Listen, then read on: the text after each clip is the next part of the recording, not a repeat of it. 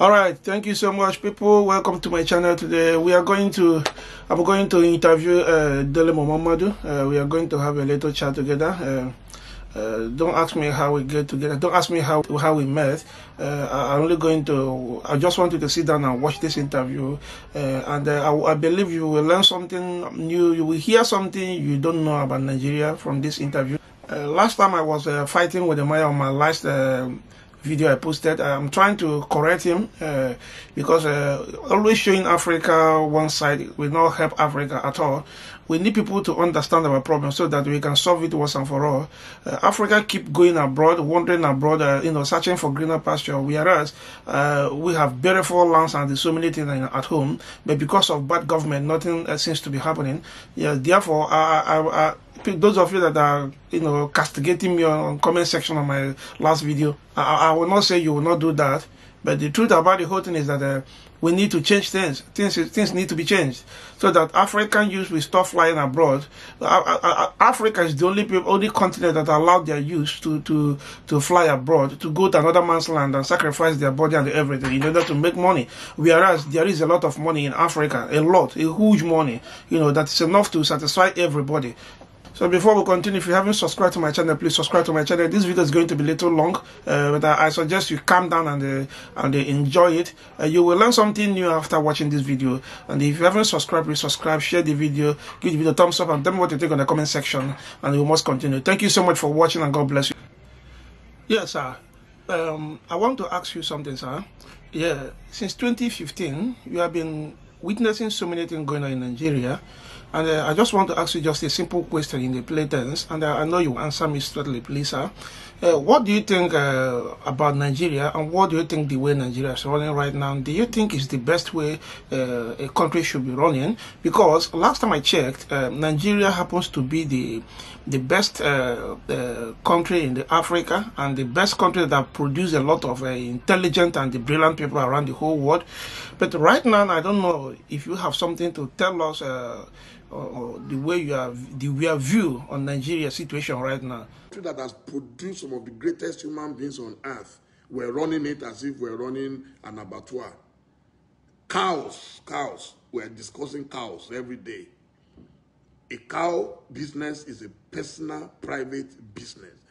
If you want to sell your cow, you want to breed your cow, set it up as a business. Your business stops where mine begins. You cannot bring your cow on my farmland and say I have no right to complain. If you must do any business, do it according to the dictates of running a business.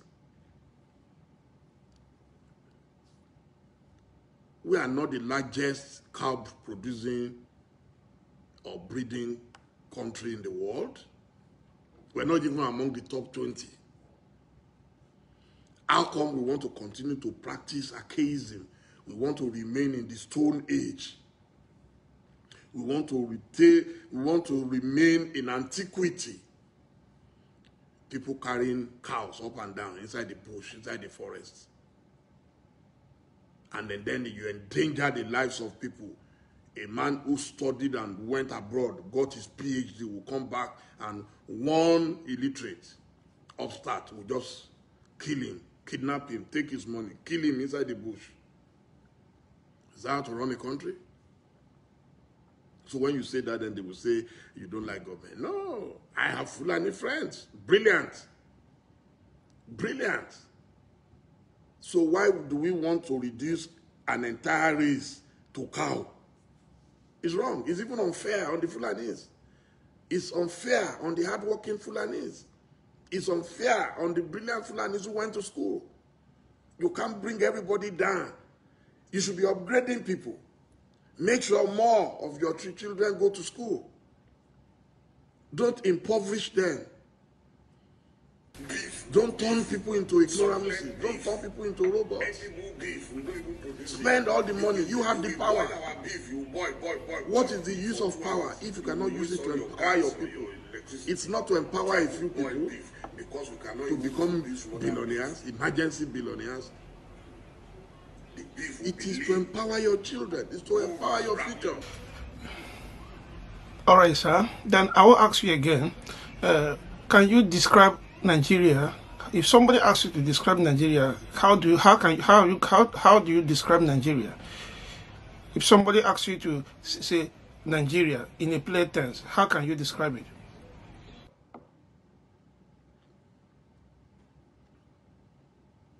It's sad. We reduce a nation to a nation of cows. What's so special about beef? The Yorubas have a say, brother. We cannot say because we want to eat beef and turn a cow and be called it cow. My uncle cow, brother cow.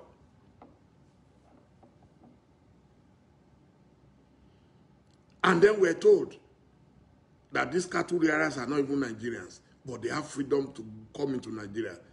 While we are shutting borders against people in Seme and all those places, we are shutting our borders against people who want to do even their legitimate business.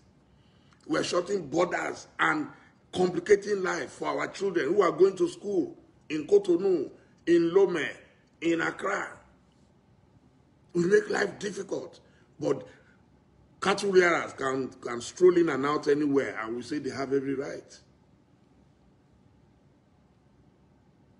The governors, the minimum I expect the governors to demand and to enforce is that no more cattle wanderers in our forests. No more. If they cannot run their own private business in their own private territories, go and buy land. Upgrade. Upgrade. Buy land. If I want to start ovation in Kano today, I must either go and rent a place or buy a place or build a place. Nobody is going to allow me to bring ovation to any part of Nigeria free of charge.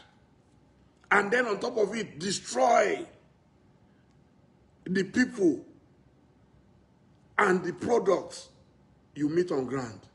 It's unacceptable. It's a private business. So if I want to start a poultry now, I'll just go and take land anywhere and put my chicken on it. It's a business. And government has no business in cow business. If you give preferential treatment to cows, then give it to others. Okay, sir. Then I'll ask you again. Do you think it is right for Fulanis to be moving around anywhere they like and, if possible, settle there as their own home, even if they are not Nigerians? Is it right? People are saying we have a right to go everywhere. Nobody has ever said a Fulani man has no right to go anywhere. I've never said it. I will never say it. Nobody has ever said it. We're saying no. Don't promote criminality. Don't endanger the lives of other citizens because you want to favor some people. Upgrade. Yeah, that's the word. Stop this backwardness. It is the height of backwardness for people to be carrying cows up and down, to be destroying people's farmlands. That's not a fight. That's not an insult. Anybody who does not accept it is an illiterate. What's wrong in saying that this is how cows are made elsewhere? Then we make more money. People want to eat steak now. We have to go to South Africa to go and buy steak. Because we don't even produce beef, good beef, succulent beef, edible beef. We don't even produce it. You will boil our beef. You will boil for 2 hours. You will waste all your gas or your electricity trying to boil beef because we cannot even produce modern beef. The beef will be lean, bones, rattling bones. The world has moved beyond that. All right, sir. As we all know, that last time they do census, according to them, they said Nigeria is up to 200 million people.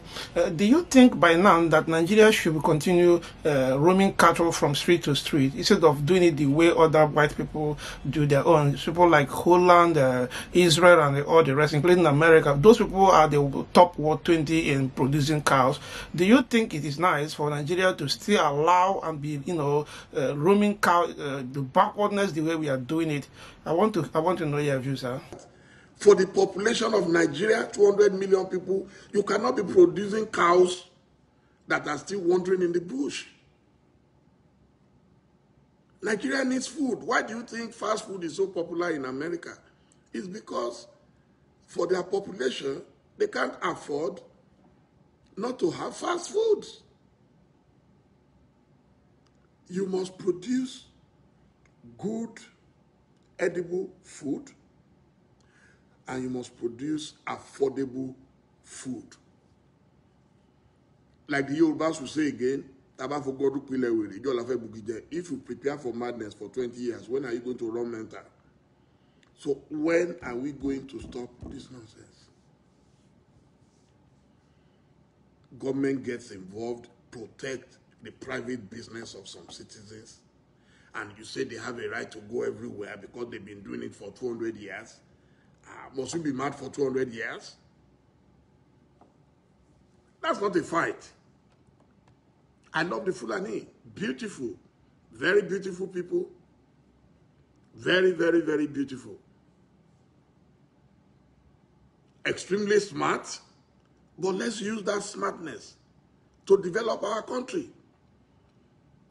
All this competition, Fulani versus Yoruba, I've been watching videos. People have been sending me all kinds of videos. I could hardly sleep, where people are threatening. If the Fulani cannot have freedom in any part of Nigeria, then other Nigerians too will not have. Can a Yoruba man go to Kano or go to Sokoto or go to anywhere in the north and just grab a land and say, yes, I've come to establish my business and just put something? Is it possible? Have they ever arrested any Yoruba man anywhere who came to the north to come and kidnap an emir? Is it possible for a Yoruba man to come and kidnap an emir? But if a Fulani man kidnaps a king in Yoruba land, you expect that Sunday Igboho should not talk. They shouldn't fight. I mean, the injustice has to stop.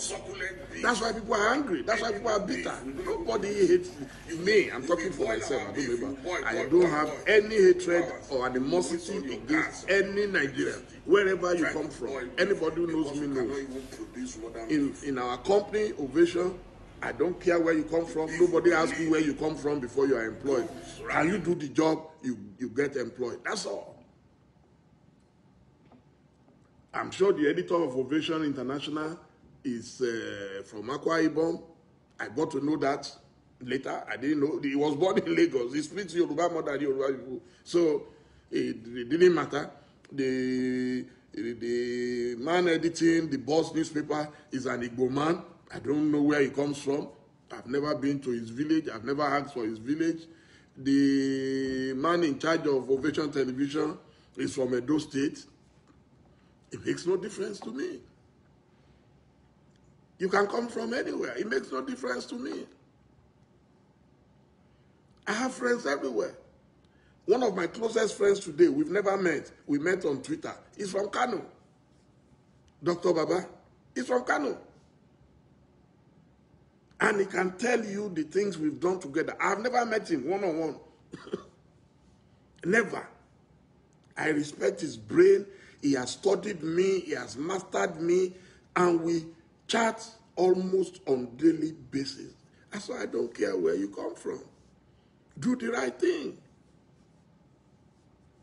To now say the Fulani headsmen must continue to wander in the bush till eternity, it's the height of unseriousness,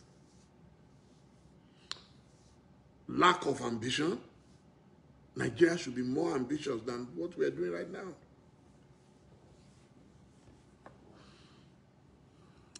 Me, I'm tired though.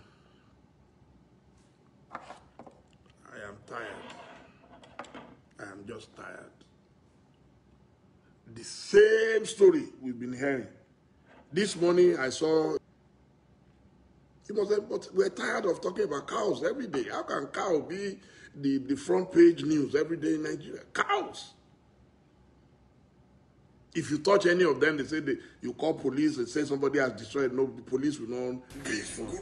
You call soldier will not, but soldier would rather accompany them. I just saw a story in the Nation newspaper. Soldiers accompanied some headsmen into a community in Ogun State when they were disallowed. Soldiers, with all the problems that we have in Sambisa Forest, the beef will be lean. This thing started like a joke. We have wasted nearly 6 years of this government on irrelevant conversations. All right, sir. If I ask you now to advise Buhari, what can you advise Buhari to do right now in order to change people's narratives towards him? What can you advise him to do in order to change things so that that agitation can calm down and the people can begin to live the way they want to live? What can you tell us about it, sir? If Buhari allows me today, I will send him 4 or 5 good things he can do quickly. And you will see how everybody will calm down in Nigeria. We all know what to do. 4 or 5 things you can do immediately. Bring every Nigerian together. Don't treat any Nigerian as a second-class citizen. Is number 1. Put an end to religious conflict. Don't promote one religion over the other. There are Nigerians today who are convinced that there is a Fulanization agenda, there is an Islamization agenda. Why? The only way you can do it is by force. The only way you can do it is to be in power forever and use force to enforce those things. It's not enforceable. There is no country in the world that has been enslaved by anybody perpetually. It has never happened. It will not happen in Nigeria.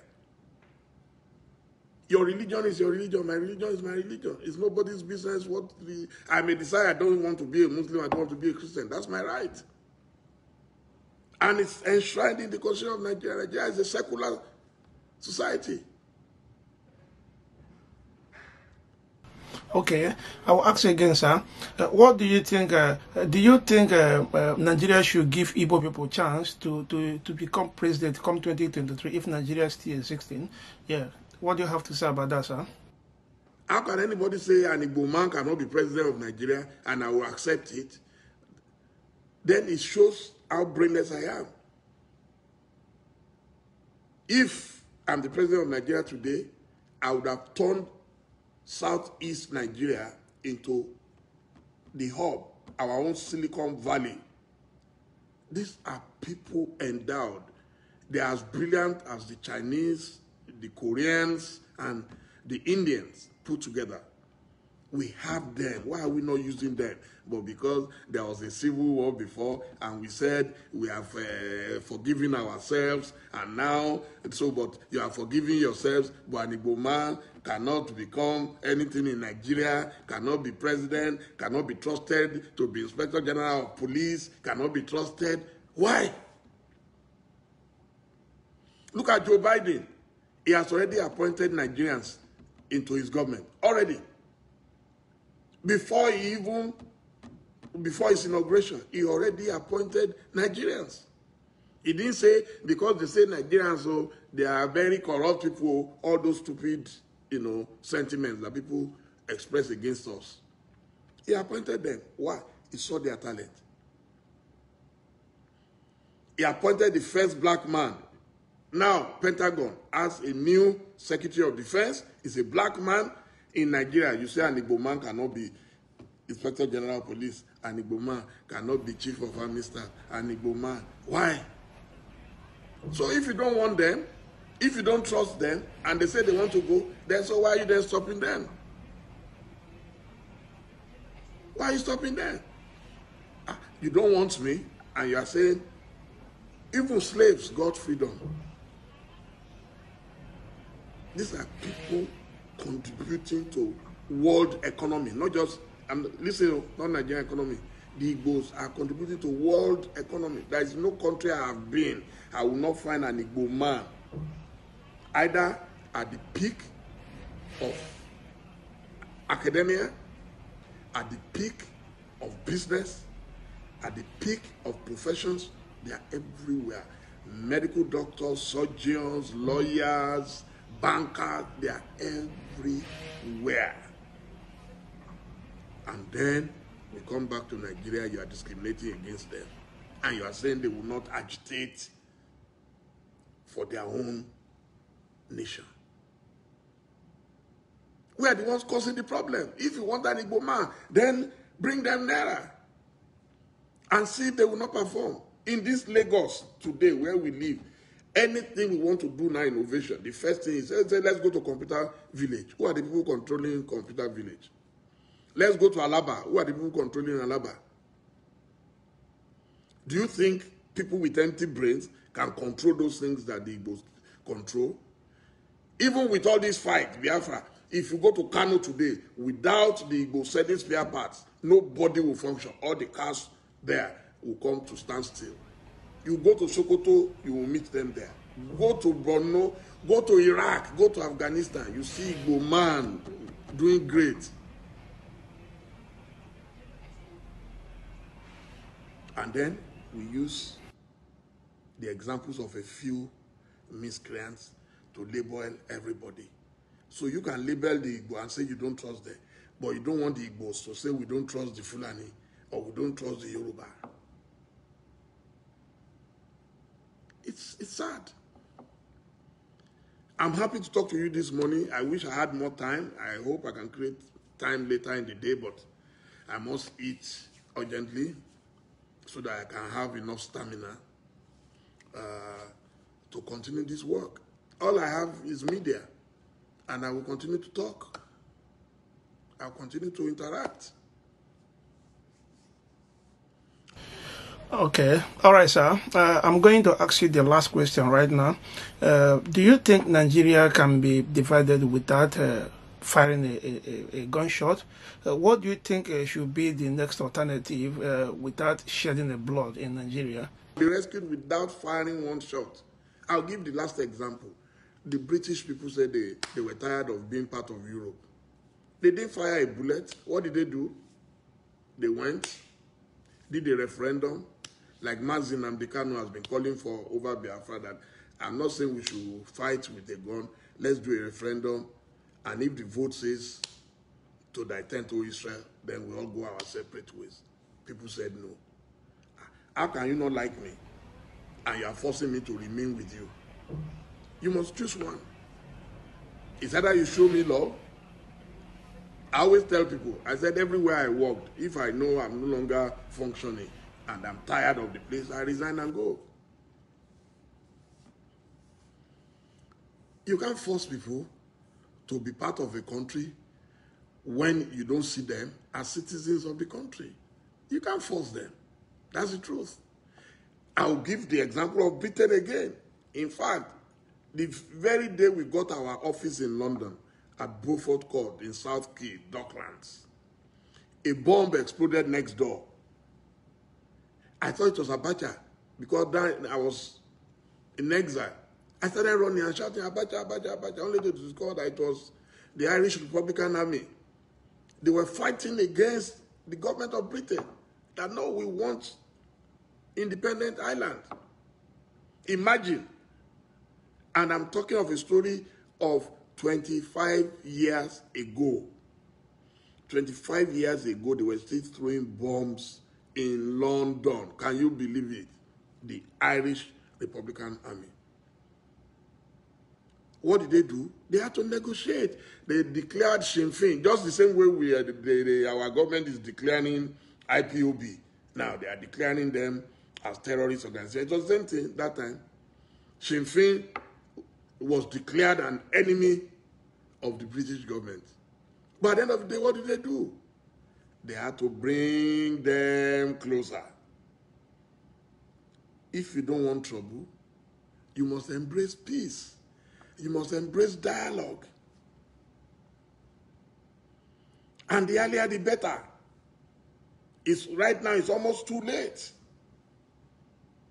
But we think we can use force. So anytime they say we'll go and do Operation Python, then you will kill people. For how long do you think that can continue? I beg. People don't read history. That's why we need leaders who can go and read up these things. I know that there is nothing happening in Nigeria that has not happened elsewhere before. It has happened elsewhere.